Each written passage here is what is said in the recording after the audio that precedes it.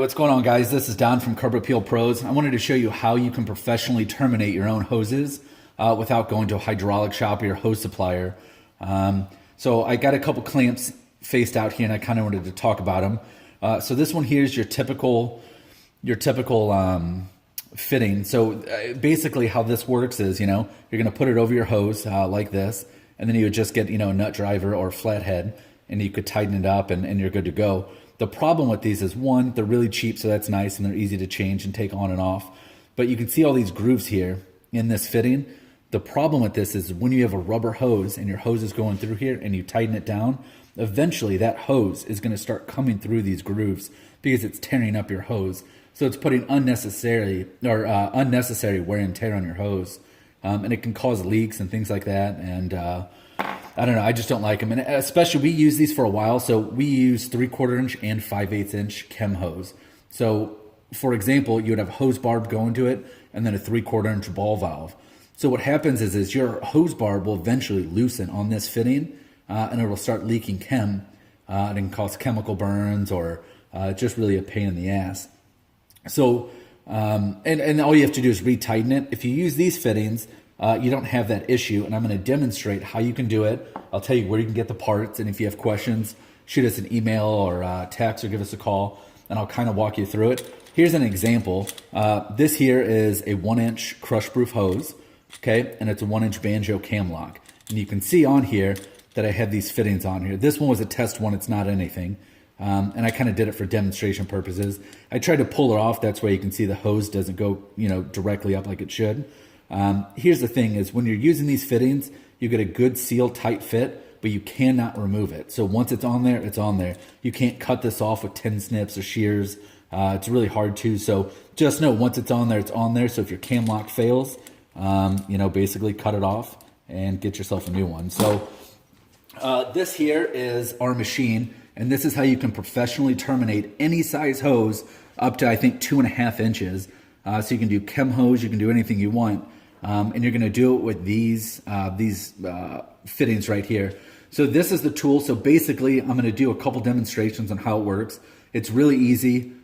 Each one of these are about 50 cents, and we buy them by the bucket in like in 100 for 100 of them. So anyways, this is what you do. So you take this fitting. This is called an ID clamp. So it's already comes like this out of the box. So what you do is you want to slide it through the front of this device. You'll see that it starts coming out through here.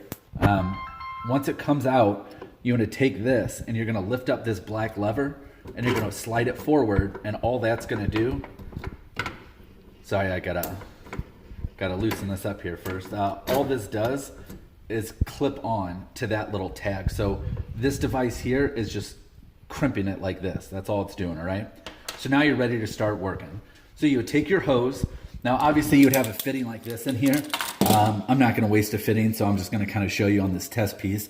This is 1 inch. These fittings will do anything from 5/8 all the way up to about 1.5 inches. So here's 1 inch. You can tell I still have room to kind of go, so you can do a bigger hose if you'd like. So this is how it works. So you would slide your hose down here, and wherever your hose barb is, you would stop, all right? And then all you're going to do is you're going to start winding this up. And as you wind this up, it's going to pull this device to the right, and it's tightening this tag, making this diameter smaller. So as you can see, I'm kind of wrapping it up. And it takes a few twists depending on how big your hose is or your clamp is. But as you can see down here, it's starting to get smaller and smaller. So as I twist this, it's going to get smaller and smaller here on the hose. Now, when you know when it's done and you can stop twisting, is eventually this will stop moving. When this stops moving, you know that you've effectively tightened this to its breaking point. You don't want to continue to tighten it after this is fully tightened and not moving anymore, because you'll stretch the bands and you're actually making it weaker.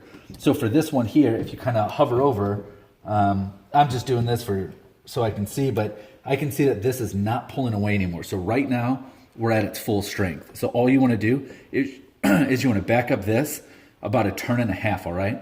So when you back up on this, it releases a little bit of tension, so it allows you to roll this hose front and back. The reason why you want to roll the hose is you have this device here. What's going to happen is when I pull this forward, it's going to snap off this band, leaving a nice clean finish.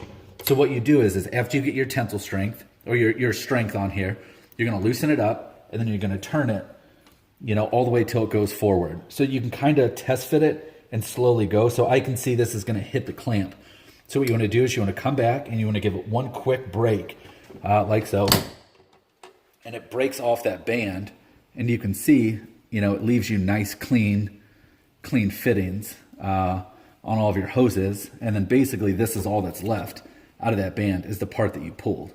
And that's it. So that's basically what it looks like. You professionally terminate all your hoses. You save the cost of going to a hose supplier or hydraulic shop.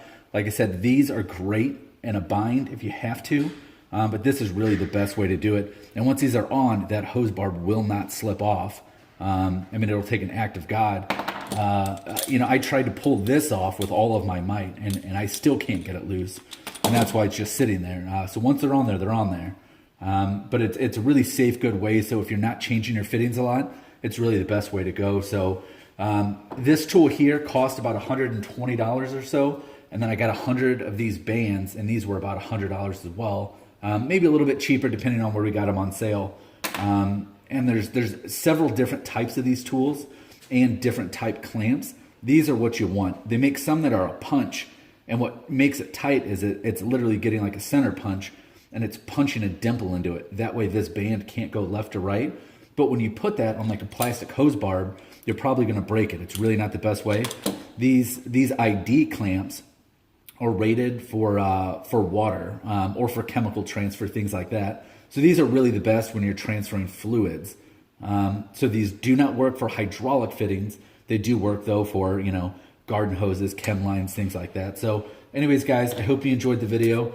These here are called Bandit tools, Bandit. And I forget what this one's called, but you can look it up, or I'll put a link in the description below. But anyways, thanks for watching. Last thing I wanted to add, you do not need to put it in a vise. It's just easier to work on. So this is mobile, so you can take it out, keep it on your trucks. And if you break something, you can go ahead and do a quick repair. You'll just need somebody holding this while you're spinning this.